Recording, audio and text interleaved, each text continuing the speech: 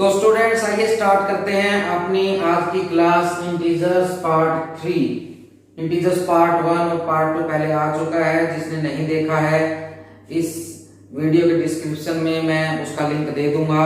आप प्लीज उन 2 वीडियोस को भी देख लीजिए ताकि ये वीडियो भी आपको अच्छे से समझ में आ जाए। इंटीजर्स पार्ट 1 में हमने करवाया था इंट्रोडक्शन टू इंटीजर्स कि इंटीजर्स क्या होते हैं और उनका addition, subtraction, multiplication and division कैसे होता है, 4 fundamentals plus minus divide and multiply कैसे होते हैं, ये हम पार्ट फर्स्ट में कर चुके हैं। पार्ट सेकंड में हमने किया था प्रॉपर्टीज ऑफ एडिशन। इसमें जैसे कि आप देख रहे हैं कि सब्ट्रैक्शन लिखा हुआ है, तो पार्ट सेकंड में हमने किया था properties of addition on integers और पार्ट थर्ड में हम लेके आए हैं properties of subtraction of integers. तो इसमें मैंने वही प्रॉपर्टीज लिखी हैं जो मैंने पार्ट फर्स्ट में एडिशन के लिए लिखी थी, वो वही देखेंगे, उनको चेक करेंगे कि वो क्या सब्ट्रैक्शन में भी होल्ड करती हैं कि नहीं करती हैं, सब्ट्रैक्शन में भी वो काम आती हैं कि नहीं आती हैं। तो फर्स्ट प्रॉपर्टी हम ले लेते हैं। फर्स्ट प्रॉपर्टी है क्लोजर प्रॉपर्टी। तो क्लोजर प्रॉपर्टी में मैंने जैसे कि बताया था कि 2 इंटीजर्स हम लेते हैं a और b या कोई भी वो 2 इंटीजर होते हैं। देखो ये प्रॉपर्टी है। प्रॉपर्टी का मतलब वो इसकी प्रॉपर्टी का मतलब क्या होता है कि वो सभी वैल्यूज को सेटिस्फाई करेगा, सभी इंटीजर्स को सेटिस्फाई करेगा। जितने भी इंटीजर होते हैं वो सभी को सेटिस्फाई करना ही करना है। अगर एक भी इंटीजर सेटिस्फाई नहीं होता है तो ये प्रॉपर्टी काम नहीं करेगी, ये प्रॉपर्टी इंटीजर्स में होल्ड नहीं करेगी। तो पहली क्लोजर प्रॉपर्टी है। एडिशन में हमने क्या किया था, if a and b are 2 integers then a plus b will also be integer। उसमें एडिशन का इंटीजर होता था, इसमें सब्ट्रैक्शन में लेंगे if a and b are 2 integers।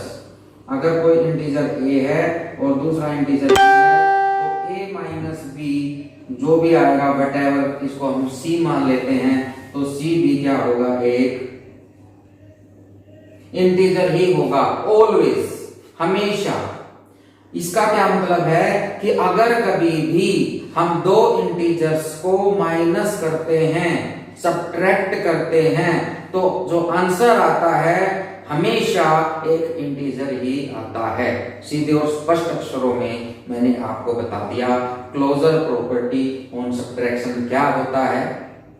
अगर 2 इंटीजर हैं, कोई भी 2 इंटीजर हैं, अगर उनको हम सब्ट्रैक्ट करते हैं तो उनका जो आंसर आएगा सब्ट्रैक्शन के बाद वो भी एक इंटीजर ही होगा।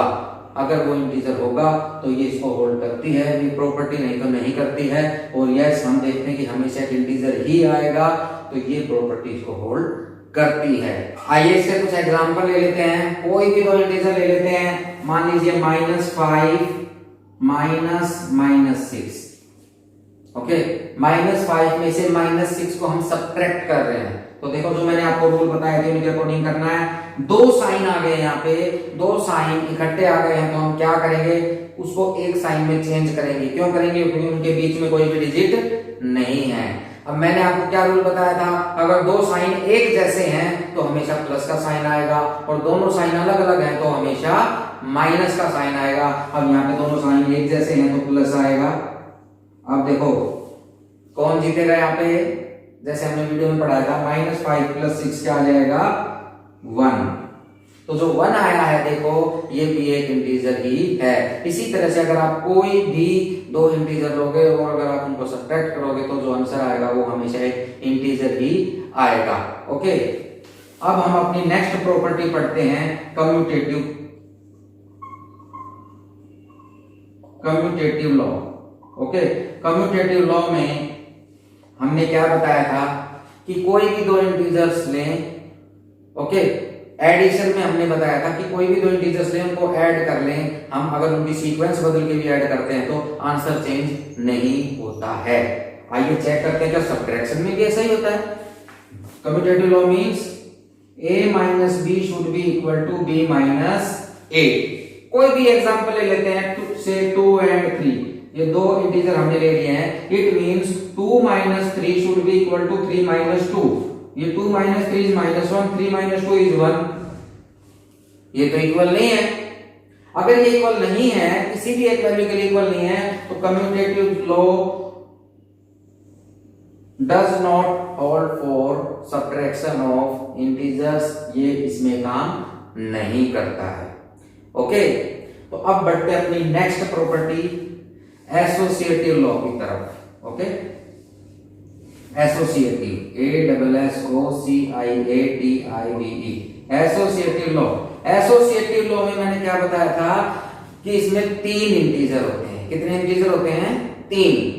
और 3 इंटीजर्स की हम सीक्वेंस चेंज करते हैं तो क्या आंसर सेम आता है? वैसे तो सोचने की बात है, जब 2 में ही सेम नहीं आया तो 3 में कहां से सेम आ जाएगा। लेकिन फिर भी एक चेक कर लेते हैं, हम कोई भी 3 इंटीजर्स ले लेते हैं, 2, 3 एंड 4। तो कम्यूटेटिव लॉ हम कर चुके हैं, एसोसिएटिव लॉ कर रहे हैं हम। ओके, तो एसोसिएटिव लॉ में हमें 3 इंटीजर लेने हैं, A, B एंड C। तो इसका लॉ क्या बनेगा? A minus B minus C should be equal to A minus B minus C. Okay, तो वैल्यू पुट करो, 2 minus 3 minus 4, 2 minus 3 minus 4। Okay, now 2 minus 3 is minus 1 minus 4 minus 5, 2 minus 3 minus 4 is 3 minus 4 is minus 1, minus minus plus 2 plus 1, it is equal to 3. Again it is not equal, so this associative law is also not working in subtraction of integers, so it does not hold. Okay, now let us see property of zero. ये सबको समझ में आ गया है? इसमें associative law काम नहीं करता है। ओके, अभी तक सिर्फ क्लोजर प्रॉपर्टी में काम किया है। प्रॉपर्टी ऑफ जीरो, जैसे हमने एडिशन में किया था कि अगर हम जीरो को किसी भी नंबर में ऐड करते हैं तो आंसर वही नंबर रहता है। ओके, तो क्या सब्ट्रैक्शन में भी ऐसा रहेगा? Let us check. एक पॉजिटिव इंटीजर ले लेते हैं 2 और एक नेगेटिव ले लेते हैं -3। 2 में से 0 को सब्ट्रैक्ट करो, -3 में से भी 0 को सब्ट्रैक्ट करो, 2 minus 0 is 2, -3 minus 0 is -3. Yes, the number is same, means if any integer is a minus 0 will also be equal to a. So this is the property of 0. So students, ये subtraction की properties थी integers के ऊपर, closure property, commutative law, associative law and property of zero. इसमें से ये दो hold नहीं करती हैं, ये क्लोजर प्रॉपर्टी और प्रॉपर्टी ऑफ जीरो ये होल्ड करती हैं। तो ये क्विक रिवीजन मैंने आपको दे दिया है। तो ये प्रॉपर्टीज थी। तो स्टूडेंट्स, इनको आप अच्छे से लिख लीजिए, रिवाइज कर लीजिए, और पहली जो 2 क्लासेस हो गई हैं उनका लिंक मैं नीचे दे रहा हूं, वो क्लासेस भी आप अच्छे से देख लें ताकि ये क्लास आपको अच्छे से समझ में आ जाए। तो स्टूडेंट्स, मुझे उम्मीद है कि आज की वीडियो देखने के बाद आपको क्लियर हो गया होगा कि कौन कौन सी प्रॉपर्टीज सब्ट्रैक्शन ऑफ इंटीजर्स में काम करती हैं। अगर ये वीडियो आपको समझ में आ गई है तो आप इसकी ज़्यादा से ज़्यादा प्रैक्टिस करें और इस वीडियो को अपने फ्रेंड्स के साथ भी शेयर करें ताकि उनको भी समझ में आए। ओके, और जिसने भी अभी तक चैनल को सब्सक्राइब नहीं किया है इसे तुरंत सब्सक्राइब कर दीजिए ताकि नई वीडियोज़ का लिंक आप तक सबसे पहले पहुंचे, उसकी नोटिफिकेशन आपको तुरंत मिल जाए। तो जब तक आप प्रैक्टिस कीजिए और मैं आपके लिए नई वीडियो तैयार कर रहा हूं, तो तब तक के लिए goodbye and have a nice day.